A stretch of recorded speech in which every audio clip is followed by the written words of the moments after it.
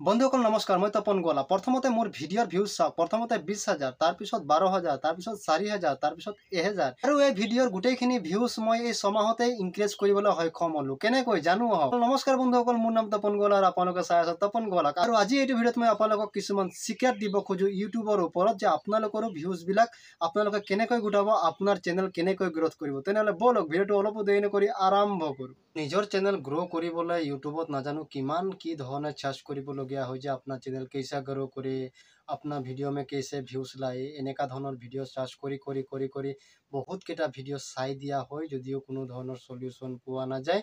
সেইসকল ইউটিউবাৰসকলে অকাই পকাই একেখিনি কথা কৈ নিজৰ ভিডিঅ' শেষ কৰি পেলাই, কিন্তু কোনো ধৰণৰ উত্তৰে পোৱা নাযায়, কোনো ধৰণৰ সলিউশ্যনে পোৱা নাযায়, অথচ নিজৰ নেটৰ MB বিলাক খৰচ হয় আৰু তাৰ বাহিৰে একোৱেই নহয়।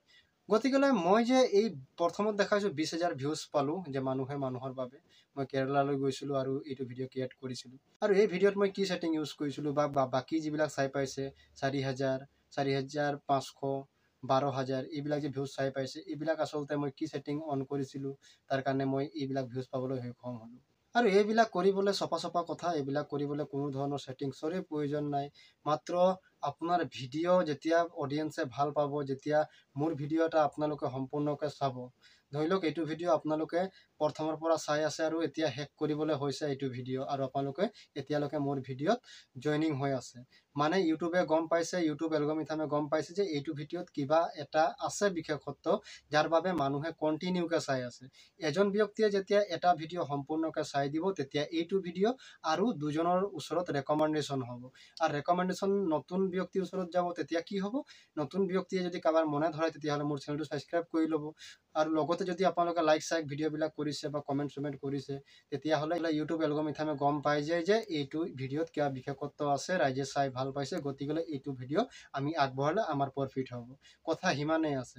কিন্তু বাকী ইউটিউবাৰবিলাকে কি কয় যে ইটো কৰক, সিটো কৰক, এইটো ছেটিং অন কৰিব, বাৰে ইউটিউব ষ্টুডিঅ' খুলি নাচাব, ৰকম মানে কথা কৈ পিনে সিহঁতে নিজৰ মতলব ওলাই গুচি যায়, আৰু আপোনালোকে সেইবিলাক ভিডিঅ' চাই থাকে। মইতো একো কৰা নাই আজিলৈকে এইবিলাক ভিডিঅ' বা এইবিলাক ভিউজ পাবলৈ হ'লে। মই তেনেকুৱা ধৰণে এইবিলাক ভিডিঅ' আপলোড কৰিছোঁ, যেনেকুৱা ধৰণে আজি এইটো ভিডিঅ' মই শ্বুট কৰিছোঁ, শ্বুট কৰাৰ পিছত এডিট কৰিছোঁ আৰু আপলোড কৰিছোঁ।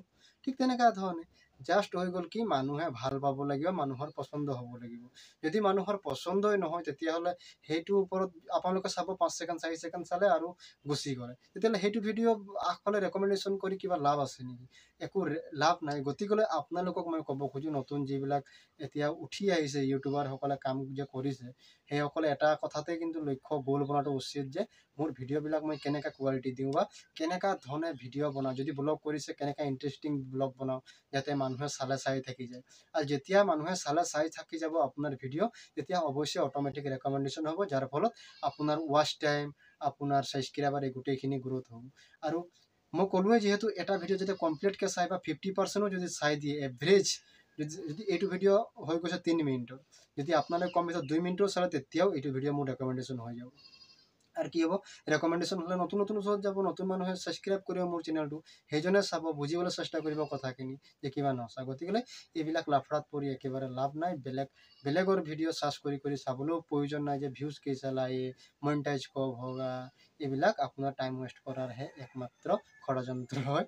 এইবিলাকত লুপ্ত হৈ লাভ নাই। আপোনালোকে কেৱল টাৰ্গেট কৰক, যে আপুনি গ'ল বনাওক, যে মোক ভিডিঅ' বনাব লাগে, আৰু আগৰ পৰা আগত, মানে ধৰি লওক মোৰ আজি যদি 1 বছৰ আগৰ ভিডিঅ' আপোনালোকে চাবলৈ যায়, তেতিয়া কথা কোৱাৰ কোনো ডিচিপ্লিন নাছিল, বা মই এতিয়া চকুৱে আপোনালোকক চাই কথা পাতি আছোঁ, এইবিলাক নাছিল, মানে একো কোৱালিটি নাছিল। কিন্তু আজি আপোনালোকে কি পাইছে, অলপ কিবা এটা সোৱাদ পাইছে এইটো ভিডিঅ' চাই, কাৰণ মোৰ এইটো আপডেট হৈছে। গতিকে পাৰ ডে আপোনালোকে এটা ভিডিঅ'ত আপডেট কৰক। যদি আপোনালোকে ব্লগ বনায়, তেতিয়াহ'লে অলপ হাঁহি ধেমালি কৰিব চেষ্টা কৰক। ওচৰে পাজৰে যদি মানুহ থাকে, সেইসকলৰ ওচৰতো লৈ যাওক, কাৰণ আপুনি ক'ব নোৱাৰা কথাখিনি সেইজন ব্যক্তিয়েও মনোৰঞ্জন দিব পাৰে আপোনাৰ অডিয়েঞ্চক, আৰু ইমানবিলাক কৰিলে অট'মেটিক গ্ৰ' হৈ যাব।